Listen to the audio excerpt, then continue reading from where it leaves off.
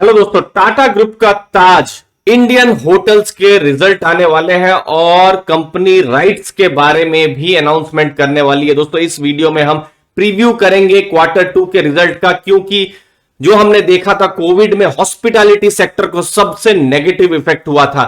तो अभी क्या नए ट्रेंड है, अच्छे ट्रेंड है, खराब ट्रेंड है, सब कुछ दोस्तों इस वीडियो में बात करेंगे। लेकिन सबसे पहले दोस्तों, जो बड़े ब्रांड है इंडियन होटल्स के, जैसे कि ताज है, सिलेक्शंस है, विवांता है या जिंजर है, अगर आपके शहर में कौन सा जो ब्रांड है दोस्तों, कमेंट सेक्शन में आप सबसे पहले बताइए। अगर इनमें से कहीं पर भी आप गए हैं तो आपका हॉस्पिटैलिटी का कैसा एक्सपीरियंस रहा है। जैसे मैंने ताज में मैं गया हूं, जिंजर में, विवांता में मैं गया हूं और मेरा बहुत ही अच्छा पास्ट में एक्सपीरियंस रहा है। इनफैक्ट बहुत बार जब मैं कॉर्पोरेट टूर्स करता था, जैसे गुवाहाटी में मैं करता था या फिर भुवनेश्वर में करता था, तो फिर जिंजर में मैं रुका हुआ हूं। बहुत अच्छा एक्सपीरियंस है, आप भी अपने एक्सपीरियंस बताइए दोस्तों। खैर, अब आते हैं बिजनेस की तरफ। 21 अक्टूबर आपको ध्यान में रखना है, क्योंकि क्वार्टर 2 के तो रिजल्ट आने वाले हैं, मतलब सितंबर क्वार्टर का। लेकिन राइट्स इशू के बारे में भी कंपनी बोलने वाली है। अब राइट्स इशू क्या होता है, कंपनी को समझ लीजिए पैसा रेज करना है, ठीक है। तो जो पहला राइट होता है वो होता है शेयर होल्डर्स का। मतलब अगर आप शेयर होल्डर है तो आपको सबसे पहले मौका दिया जाएगा शेयर खरीदने का। जैसे अभी बहुत रिसेंट में भारतीय एयरटेल का राइट्स इशू आया था। तो जैसे ही रिजल्ट आएंगे, राइट्स इशू के बारे में जानकारी आएगी, हम आपके पास सबसे पहले यह जानकारी पहुंचा देंगे विद एनालिसिस। दोस्तों अगली चीज, अगर आप एक कंजर्वेटिव इन्वेस्टर है, ज्यादा रिस्क नहीं लेना चाहते हैं, तो फिर यह स्टॉक थोड़ा सा रिस्की है। थोड़ा नहीं, बहुत रिस्की है, क्योंकि कंपनी का जो डेट है थोड़ा ज्यादा है। और दूसरी चीज है कि ये कोविड के बाद ये अभी एक तरीके से टर्न अराउंड हो रहा है, हुआ नहीं है।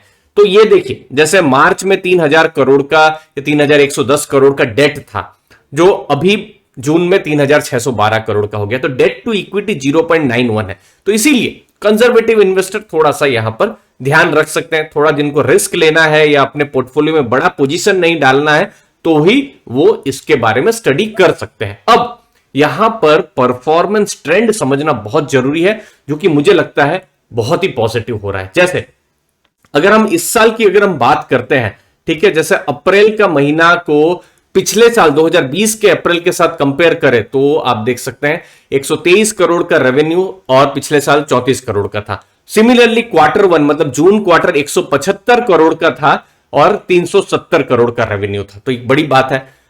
एबिटा भी अगर आप सेम ट्रेंड्स देखेंगे तो इस बार जो है लॉसेस कम हुए हैं। अब देखिए, मैं क्यों बोल रहा हूं कंजर्वेटिव इन्वेस्टर्स थोड़ा दूर रहिए, क्योंकि कंपनी या जो ताज ब्रांड है इंडियन होटल्स अभी भी प्रॉफिट में नहीं है, तो कंपनी लॉस में। तो मैं जो भी रेशियो बताऊंगा, जैसे पी रेशियो हो गया, पीबी रेशियो हो गया, पीबी रेशियो तो नहीं, पी रेशियो हो गया, आरओई, आरओसी, तो वहां पर आपको बहुत कुछ अच्छा देखने को नहीं मिलेगा। जैसे अभी देखिए 277 करोड़ का लॉस है, तो ये चीज आप समझ पा रहे हैं। तो दोस्तों ये सब जितने भी टर्म्स होते हैं, एबिटा, पैट या प्रॉफिट बिफोर टैक्स या आरओसी, आरओई, इन सब में इन्वेस्टर्स बहुत कंफ्यूज हो जाते हैं। तो मैं एक लाइव सेशन ले रहा हूं, बिल्कुल आपका मैं इंतजार करूंगा 22 तारीख को शुक्रवार 9 बजे ग्राफी में, जहां मैं ये सब चीजें आपको मैं बताऊंगा, कॉन्सेप्ट समझाऊंगा, ताकि आप कोई भी फ्यूचर में स्टॉक ले रहे हैं तो आप एक इंफॉर्म डिसीजन ले सके। अब यहां पर आपको लॉसेस दिख रहे हैं, लेकिन लॉस के बाद कंपनी प्रॉफिट में आ रही है कि नहीं, तो वो चीज देखना जरूरी है और वो चीज हमको दिख रहा है। देखिए रेवेन्यू जो है वो बढ़ रहा है, जो हम पिछले साल का जून और इस साल के जून के साथ कंपेयर करें ऑलमोस्ट 100% से ऊपर हो गया है। एबिटा लॉसेस कम हो रहे हैं। पिछली बार का जो जून था, मतलब 2020 का जून में, मतलब जून क्वार्टर की बात कर रहा हूं, 234 करोड़ का लॉस था और स्वाभाविक भी है, पूरा देश ही बंद हो गया था 2-3 महीने। और इस बार भी लॉस है, लेकिन इस बार फिर से वो एक बहुत ही खराब दुखद वेव आई थी, 123 करोड़। तो बट मुझे लगता है जुलाई से सितंबर चीजें बहुत ओपन हुई है, अनलॉकिंग हुई है, तो शायद रिजल्ट्स अच्छे आए। प्रॉफिट होगा कि नहीं ये बोल पाना मुश्किल है, लेकिन इन सब ट्रेंड्स को इन्वेस्टर ध्यान में रख सकते हैं। अगला एक बहुत ही इंकरेजिंग ट्रेंड है कि जुलाई 2021 में जितना रेवेन्यू आया है वो पूरा आप देख सकते हैं। ये जो रेवेन्यू है क्वार्टर 1 2020-21, क्वार्टर 2 2020-21 और क्वार्टर 1 21-22 उससे भी ज्यादा आया है, जो कि बहुत बड़ी चीज है दोस्तों।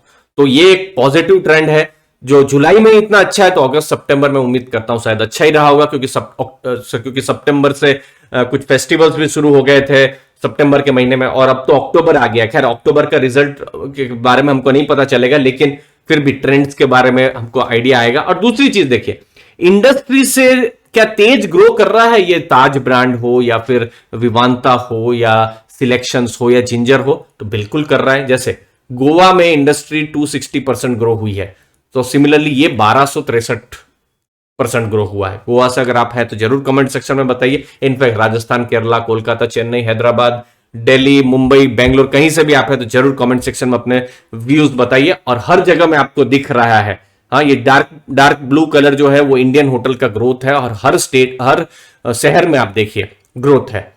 इंडस्ट्री से ज्यादा ग्रोथ है तो और ज्यादा अच्छा है। देखिए सब जगह में इंडस्ट्री से ज्यादा ग्रोथ है, तो ये चीज है। लेकिन कंपनी अभी भी लॉस में है, तो एक तरीके से स्पेशल सिचुएशन जैसी सिचुएशन है, तो वो आपको ध्यान में रखना है। बाकी जब रिजल्ट आएंगे, राइट्स के बारे में हमको पता चलेगा, तो हमको और ज्यादा आइडिया आएगा। स्टॉक में ऑलरेडी एक बहुत बड़ा एक मोमेंटम आ चुका है, तो उसको भी एज एन इन्वेस्टर आप ध्यान में रखें, और रिस्क को तो बिल्कुल समझना ही है।